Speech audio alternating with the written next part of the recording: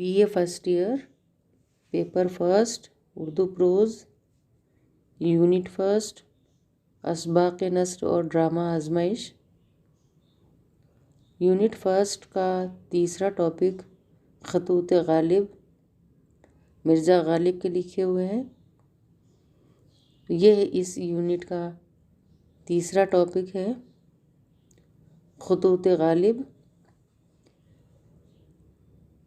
مرزا ہرگوپال تفتہ کے نام غالب نے خط لکھا: کیوں صاحب روٹھے ہی رہو گے یا منو گے بھی؟ اور اگر کسی طرح نہیں منتے تو روٹھنے کی وجہ تو لکھو۔ میں اس تنہائی میں صرف خطوں کے بھروسے جیتا ہوں، یعنی جس کا خط آیا میں نے جانا کہ وہ شخص تشریف لایا۔ خدا کا احسان ہے کہ کوئی دن ایسا نہیں ہوتا جو اطراف و جوانب سے دو چار خط نہیں آ رہے تھے،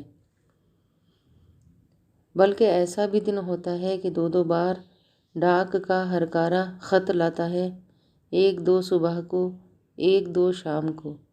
میری دل لگی ہو جاتی ہے، دن ان کے پڑھنے اور جواب لکھنے میں گزر جاتا ہے۔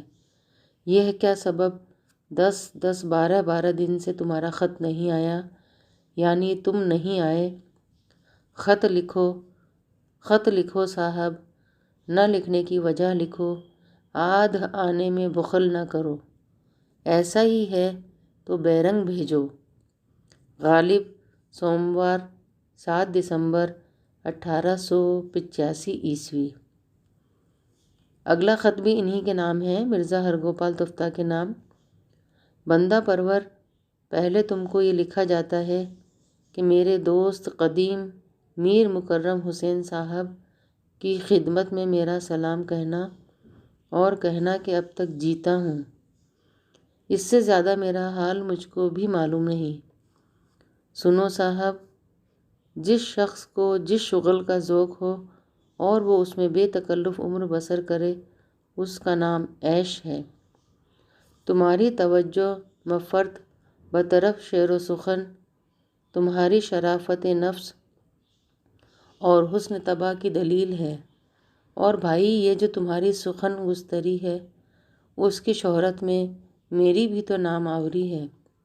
میرا حال اس فن میں اب یہ ہے کہ شعر کہنے کی روش اور اگلے کہے ہوئے اشعار سب بھول گیا، مگر ہاں، اپنے ہندی کلام میں سے 1.5 شعر یعنی ایک مقطع اور ایک مصرع یاد رہ گیا، جو گاہے گاہے جب دل الٹنے لگتا ہے تب 10 بار یہ مقطع زبان پر آ جاتا ہے۔ زندگی اپنی جب اس شکل سے گزری غالب، ہم بھی کیا یاد کریں گے کہ خدا رکھتے تھے۔ زندگی اپنی جب اس شکل سے گزری غالب، ہم بھی کیا یاد کریں گے کہ خدا رکھتے تھے۔ پھر جب سخت گھبراتا ہوں اور تنگ آتا ہوں تو یہ مصرع پڑھ کر چپ ہو جاتا ہوں: اے مرگ ناگہاں تجھے کیا انتظار ہے، اے مرگ ناگہاں تجھے کیا انتظار ہے۔ یہ کوئی نہ سمجھے کہ میں اپنی بے رونقی اور تباہی کے غم میں مرتا ہوں۔ جو دکھ مجھ کو ہے اس کا بیان تو معلوم، مگر اس بیان کی طرف اشارہ کرتا ہوں۔ انگریز کی قوم میں سے جو ان روسیہ کالوں کے ہاتھ سے قتل ہوئے، ان میں میرا کوئی امیدگاہ تھا، اور کوئی میرا شفیق، اور کوئی میرا دوست، اور کوئی میرا یار، اور کوئی میرا شاگرد۔ ہندوستانیوں میں کچھ عزیز، کچھ دوست، کچھ شاگرد، سو وہ سب کے سب خاک میں مل گئے۔ ایک عزیز کا ماتم کتنا سخت ہوتا ہے، جو اتنے عزیزوں کا ماتمدار ہو، اس کو زیست کیوں کر نہ دشوار ہو۔ ہائے اتنے یار مرے کہ جو اب میں مروں گا تو میرا کوئی رونے والا بھی نہ ہوگا۔ مرزا غالب کا تیسرا خط آپ کے اس سبق میں میر مہدی کے نام ہے۔ آہا ہا ہا، میرا پیارا مہدی آیا۔ آؤ بھائی، مزاج تو اچھا ہے، بیٹھو، یہ رامپور ہے، دارس سرور ہے، جو لطف یہاں ہے وہ اور کہاں ہے۔ پانی سبحان اللہ شہر سے 300 قدم پر ایک دریا ہے اور کوسی اس کا نام ہے۔ بے شبہ چشمہ آب حیات کی کوئی سوت اس میں ملی ہے۔ خیر اگر یوں بھی ہے تو بھائی آب حیات عمر بڑھاتا ہے، لیکن اتنا شیریں کہاں ہوگا۔ تمہارا خط پہنچا، تردد ابس۔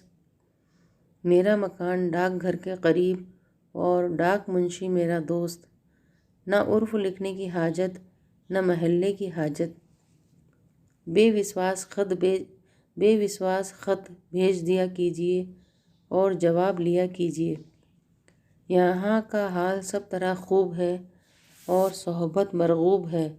اس وقت مہمان ہوں، دیکھوں کیا ہوتا ہے۔ تعظیم و توقیر میں کوئی دقیقہ فروگزاشت نہیں ہے۔ لڑکے دونوں میرے ساتھ آئے ہیں، اس وقت اس سے زیادہ نہیں لکھ سکتا۔